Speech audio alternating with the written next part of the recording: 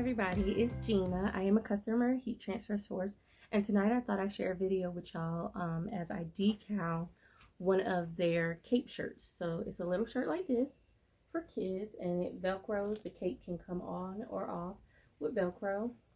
Nice cape. They have blue and red, and I have a home daycare, so I thought it would be something cool to have for my kids in our dramatic play area.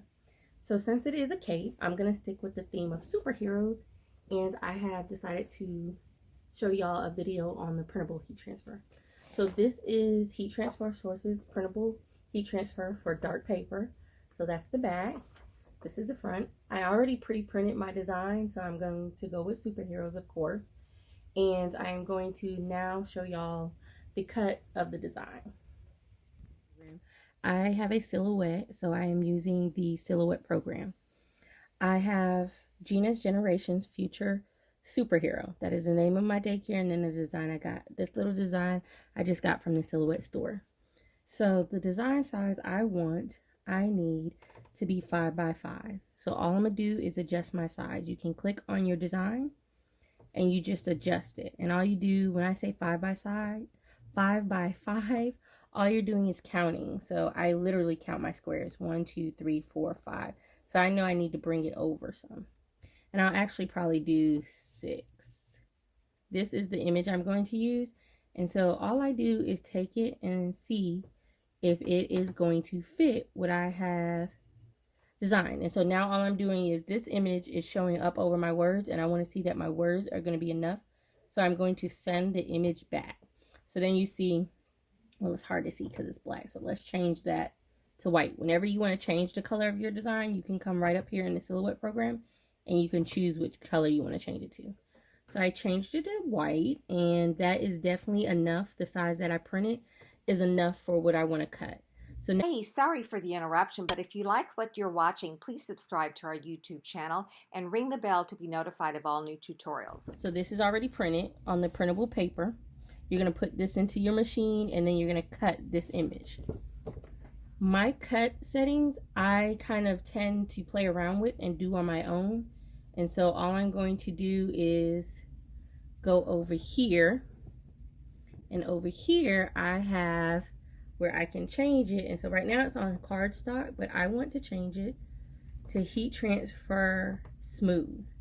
So I'm going to go to smooth, and then it will adjust all my settings. And then I always cut on a force of 33 and a speed of 8.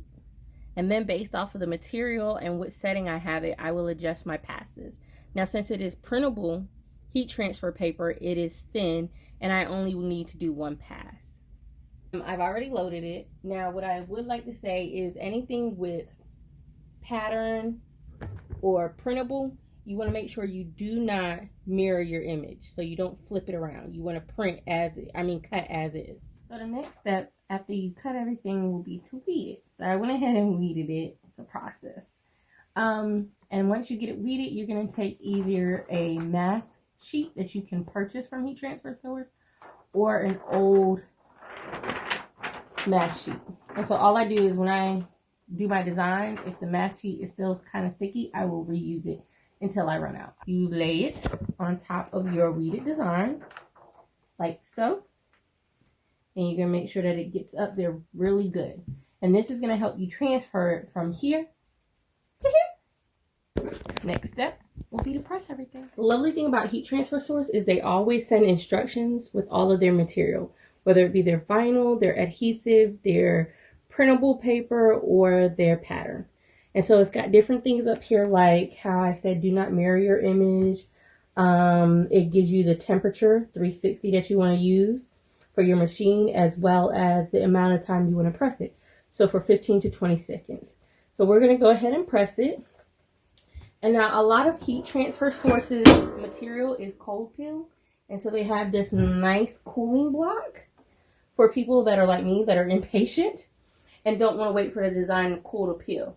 So I tend to still use my cooling block on my printable and or my pattern, just so that nothing snags or nothing gets caught that might not have went down.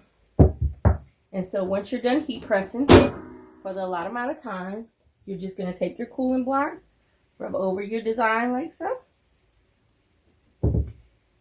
Peel off your mask sheet. And you're done.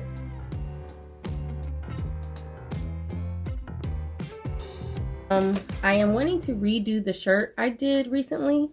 I did a cape shirt from Heat Transfer Source, but as you can see, the pattern doesn't show up too well, so it was something that I personally wanted to redo. I have a home daycare, so the more, the merrier. And so I'm going to be doing multiple layers. So the first layer of the finished product will be this. What I did was an offset. And an offset on the silhouette, you have this little feature here where you can offset an image. And this is your toolbar on the silhouette program. So there's multiple things that I might discuss or share or talk about, and they're all on your toolbar.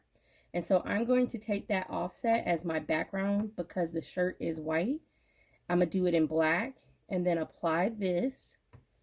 And then I'm going to apply my words in white.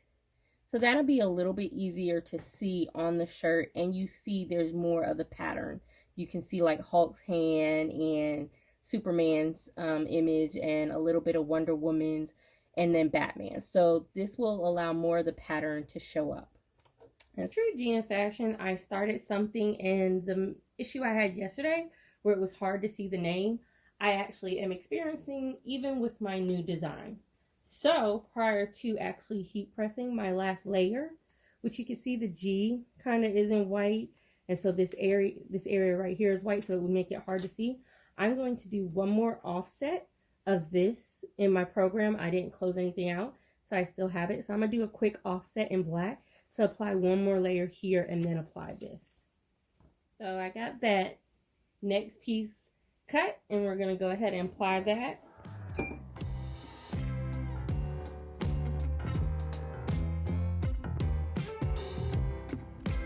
So now that I've gone through that process again, I want to share a couple of tips with y'all that I mentioned in the videos and different things, like from start to beginning. So one of the biggest things is going to be, remember, keep all your instructions whenever you order any type of material from Heat Transfer Source. They are really good with sending those instruction sheets, from the matte vinyl to the adhesive vinyl to the printable to the patterns. All of it comes with instruction sheets. Keep those, especially if you're new to it and haven't really played around with your settings on different things like heat press. If you have a home iron, it teaches you or tells you what setting to remember to iron everything on. So I highly recommend keeping those sheets.